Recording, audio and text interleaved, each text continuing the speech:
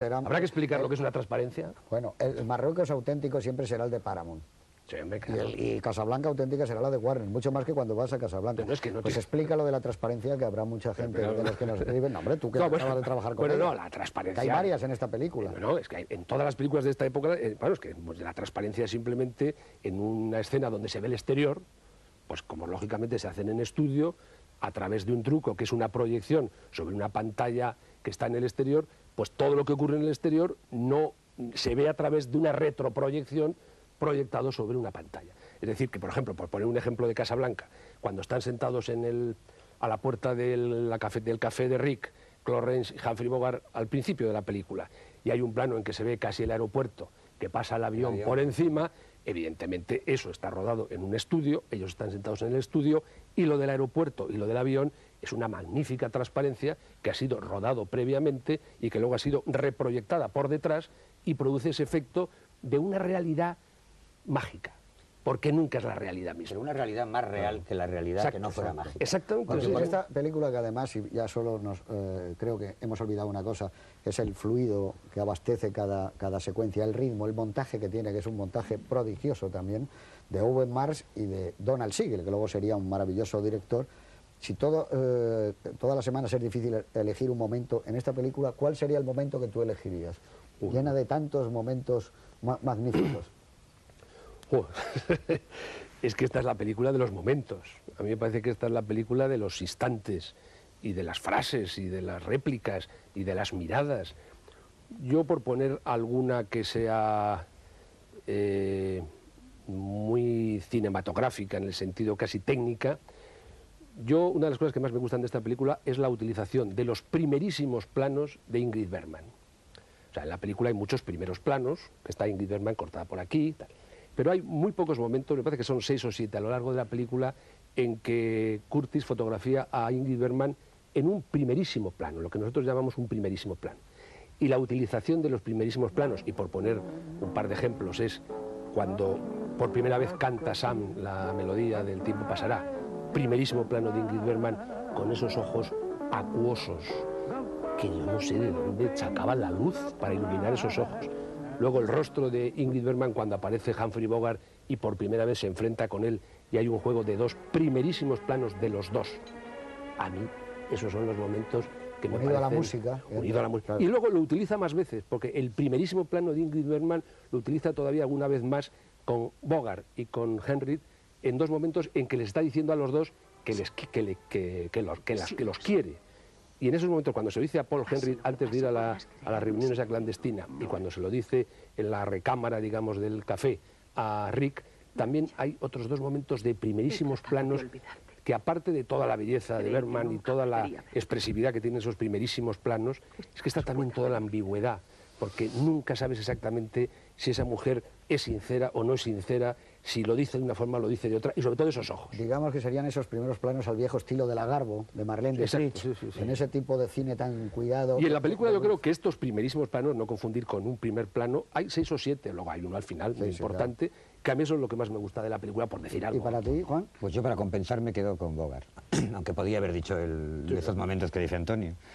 Hay una secuencia, hay 2 realmente, porque hay una en medio que es el flashback. A mí me parece que es prodigiosa, de la cual se voy a contar un momento. Me refiero a la secuencia que empieza cuando se apagan las luces del café de Rick y barre el reflector y luego Rick está solo y está desesperado. Hay un flashback en medio, que es el flashback que nos explica París. Pues es el paso del flashback a la vuelta de esa secuencia. Pues el terminar con la estación, con esa carta que él recibe, y aquí voy a citar a un compañero aquí presente, que es Juan Miguel Lamet, que ha escrito en un libro común de algunos de los que estamos aquí sobre trenes en el cine, esa carta que recibe, que es borrada por la lluvia, absolutamente, que a él le encanta, decía que a mí también me encanta. Bogart, y ahí viene el momento que digo, Bogart, subido ya el tren, tira esa carta, el humo del tren tapa la pantalla, enlaza con el flu de la vuelta al presente, y después de haber tirado la carta, enlazar, lo que tira es un vaso, y entonces esa puerta que hay al fondo, que siempre estamos esperando que aparezca Ingrid Bergman por ahí, y cada vez que el reflector la barre y hay una luz, parece que va a pasar algo, por fin se abre la puerta y entra Ingrid Bergman. Y desaparece la música del Tiempo pasará que estaba sonando. A mí me parece ese enlace de flashback y vuelta al presente me parece prodigioso, absolutamente. Esa carta que me parece, la que te hace referencia, que ella decía, Rick, no puedo ir contigo, no me preguntes Richard, por qué. me parece que decía Richard, no me preguntes por qué, solo piensa en que te amo, que Dios te bendiga, God bless you, que es como acababa. Bueno, ¿cuál es tu momento? ¿Ese también? Sí, claro, el momento para mí esplendoroso de la película es exactamente un poquito antes de esa escena, porque Curtis tiene una enorme habilidad y porque me parece la quinta esencia del romanticismo. Anteriormente a esa escena, Ingrid Bergman y Humphrey Bogart se besan y ella deja caer la mano y tira una copa. Primer presagio.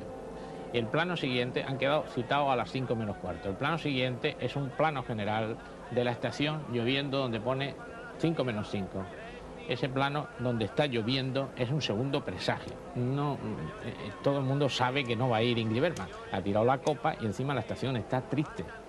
Y esa escena me parece portentosa, especialmente porque con una imagen, que es la imagen de la carta, deshaciéndose las letras, ha explicado prácticamente con una imagen ha cerrado la elipsis de cine mudo, sí, ha explicado la gran historia de un desencuentro.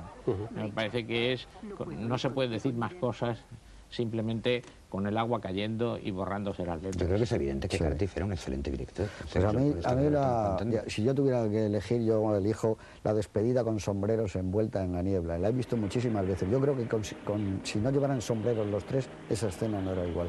Que corresponde, por supuesto, a una época que la gente llevaba sombrero, pero la composición del encuadre, los primeros planos de ella y de él, y sobre todo cuando el avión oímos por sonido que el motor sube el sonido y pone marcha, entonces hay un plano de ella y de él que miran, me parece que eso es uno de los momentos imperecederos en la historia del cine. Pero bueno, hablando de la historia del cine, ya saben también nuestras queridas personas que siguen mandándonos muchas cartas y me han hecho una petición por parte de Televisión, por favor, que en vez de cartas, que sean postales, porque tenemos un trabajo enorme. Aquí el otro día el señor Tebar tuvo que llevarse 400 a su casa y estamos tratando de computarlas, que como decía antes, este programa doble va a finalizar con una obra maestra del cine mudo, y yo diría que la gente no tenga miedo a que va a ser una película muda, porque creo que El maquinista de la General no es ni muda, ni sonora, ni nada, es una joya del cine. ¿Y qué os parece a vosotros para calentar a la gente unos minutos antes de que empiece esta obra prodigiosa de Buster Keaton? Yo que la he repasado hace poco, además para un libro que estaba escribiendo, me parece una película divertidísima, espléndida y que le va a gustar muchísimo a la gente, si es que hay alguien que no la haya visto, que seguro que sí. Yo quisiera contar solo una anécdota relacionada con la película para introducir en ella. En esta película, en que el protagonista tenía dos amores, su locomotora y su chica, de alguna manera era también ese protagonista el personaje de su director, porque Buster Keaton adoraba los trenes. En más películas de Buster Keaton hay trenes. Pero la anécdota que quería contar, me parece muy divertida, es que cuando se hizo una película sobre la vida de Buster Keaton, no me acuerdo quién la dirigió, pero la interpretaba Donald O'Connor, que hacía de Keaton. Donald O'Connor cuenta que fue a ver a Keaton. Keaton había pasado ya la etapa esa en que estuvo olvidado, que bebió, que lo pasó muy mal, y estaba recuperándose su fama de alguna manera con reposiciones de sus películas y sobre todo con el dinero que le dio esta. Y entonces le dijo a su mujer, que había influido mucho en esta recuperación de Keaton, Eleanor Norris, dice, no sé, está en el garaje, no sé cómo te recibirá porque está dejando de fumar. Y entonces entró Donald O'Connor y le vio con un inmenso tren de juguete que daba vueltas por una vía inmensa en el garaje. Y dice, me han dicho que estás dejando de fumar. Y dice, sí. Se cojo cuando pasaba un determinado vagón, ponía el pitillo en el vagón, daba la vuelta el pitillo hasta que llegaba otra vez a él, lo cogía, lo encendía y dejaba de fumar ese rato. Bueno, esto no deja de ser una anécdota, pero es mucho más divertido el tren del maquinista de la General que el de esta anécdota. ¿Y tú qué podrías añadir? Yo creo, bueno, aparte de que es una obra maestra, que indiscutiblemente el hecho de que sea muda es una pura anécdota, porque es una película que curiosamente tiene muy pocos letreros, es una película que se entiende perfectísimamente, exclusivamente con la expresividad de las imágenes. No, yo quería recordar una cosa que me parece que es anecdótica, pero que es interesante. Efectivamente, Buster Keaton desapareció un poco de la circulación cuando llegó el sonoro, porque se le consideraba, o él se consideraba a sí mismo, que no era una forma en la que él se podía expresar con claridad. Estuvo olvidado durante mucho tiempo y yo quiero reivindicar para Europa, concretamente para Francia y para la Cinemateca Francesa, su redescubrimiento. Sí, por Raymond Rohauer. Fue en el año 62 cuando en Francia se empezaron a pasar sus películas antiguas en la Filmoteca, en la Cinemateca, en el año 62, o sea, tampoco hace 1000 años, empezó Buster Keaton a considerarse una figura. Le dieron unos últimos años felices de su vida. Y de ahí vino que sus últimos años, evidentemente, que fueron 5 o 6 años más. No sé si sabéis, perdona, se hizo muy famoso. No sé si sabéis que esto empezó, o sea, el que Raymond Rohauer en la Cinemateca Francesa pudiera proyectar las películas de Keaton, porque el que había heredado o había vuelto a alquilar el chalet en el que vivía Buster Keaton en su época gloriosa era James Mason. Y James Mason había encontrado en el desván, o en el sótano, o en la azotea, donde fuera, un montón de latas llenas de polvo y vamos, con peligro, porque entonces el material era altamente inflamable. Se las había dejado ahí Buster Keaton. Y salieron de ahí, y gracias a este descubrimiento, pues hubo gente interesada en que las volviera a ver la gente. ¿Algún aviso o consejo, sobre todo a la gente joven que va a ver a lo mejor por vez primera hoy? Simplemente que no se acuesten. Intentar que no tengan recelo ante una cosa que se llama cine mudo. Y yo creo que el cine mudo es la esencia del cine, como todos vosotros sabéis. La imagen pura, ¿no? Que creó un lenguaje y que no tiene nada que ver con el cine sonoro. Es un lenguaje completamente distinto. Es el nacimiento del audiovisual. Y por poner alguna comparación, yo diría que el cine mudo es como la música de cámara. Aquel que le gusta la música sinfónica, alguna vez le gusta oír una buena interpretación en música de cámara. El cine más puro, el cine por antonomasia, es evidentemente el cine mudo. Y si encima es una película de Buster Keaton y es tan divertida. Buster Keaton, además, en su época era, digamos, el competidor más directo de Charles Chaplin. La única diferencia que había es que uno es como, digamos, un intelectual, que es Chaplin, y el otro es un autodidacta, que es Buster Keaton. Y yo me quedo con Buster Keaton porque es mucho más simple, más sencillo, más elemental y en el fondo más divertido. Pues vamos a ver El maquinista de la General, y para amantes de sensaciones, ahora que has dicho tú lo de Chaplin, hay un momento en una película que se llama Candilejas, película a reivindicar, por supuesto, donde ellos dos, los Buster Keaton y Charles Chaplin, sentados en un camerino, producen una de las imágenes de mayor belleza que ha producido la cultura del siglo XX, a la altura de esa foto que hemos visto muchas veces de Einstein, etc.